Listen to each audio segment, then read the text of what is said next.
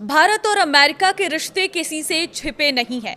भारत और अमेरिका ने अपने रिश्तों में आई तल्खी को कम करने और रणनीतिक साझेदारी को नई दिशा देने का स्पष्ट संकेत दिया।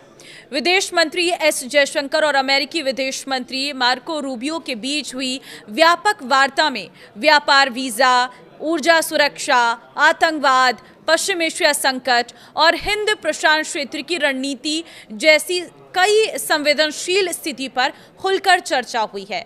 देखिए, 4 दिवसीय भारत आए हुए हैं रूबियो।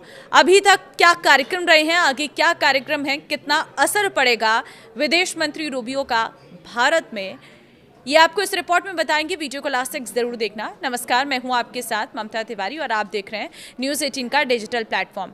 4 दिवसीय भारत यात्रा पर आए रूबियो ने भारत को अमेरिका का सबसे महत्वपूर्ण रणनीतिक साझेदारों में से एक बताते हुए कहा है कि दोनों देशों के संबंधों की गति धीमी नहीं हुई है, बल्कि मौजूदा अमेरिकी प्रशासन के कार्यकाल के अंत तक ये साझेदारी और मजबूत होगी।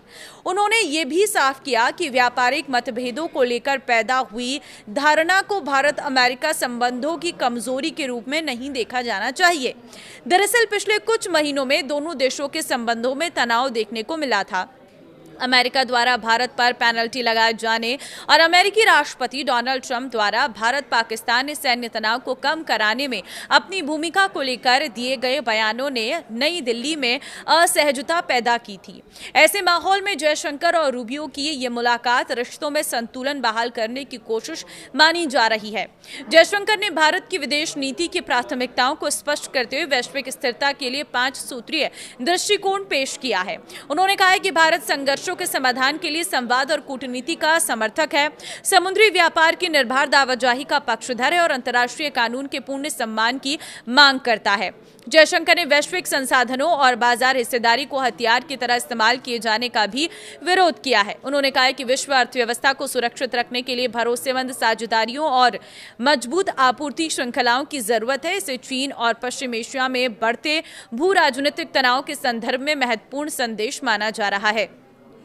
ऊर्जा सुरक्षा पर बात हुई है। जयशंकर ने अमेरिका के समक्ष ये चिंता रखी है कि पश्चिम एशिया में अस्थिरता से भारत की ऊर्जा आपूर्ति और आर्थिक हित प्रभावित हो रहे हैं। उन्होंने कहा है कि भारत के लिए ऊर्जा स्रोतों का विविधीकरण बेहद जरूरी है और वैश्विक ऊर्जा बाजार को कृत्रिम रूप से बाधित नहीं किया जाना चाहिए।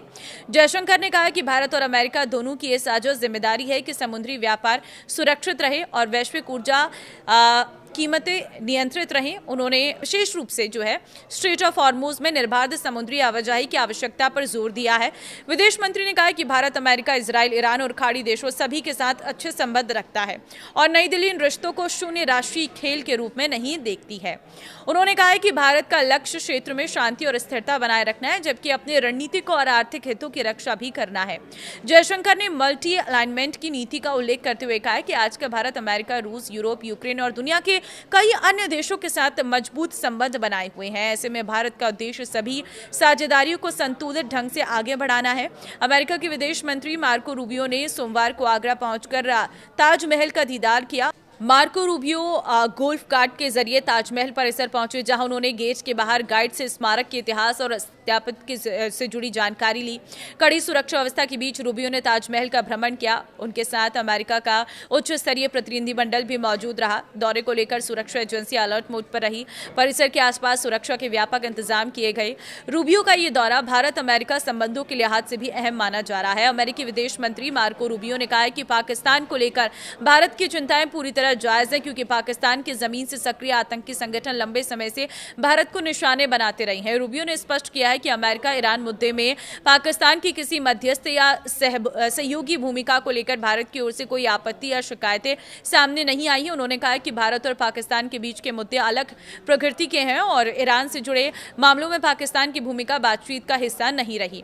रूबियो का ये बयान भारत अमेरिकी रणनीतिक संवाद के बीच अहम माना जा रहा है।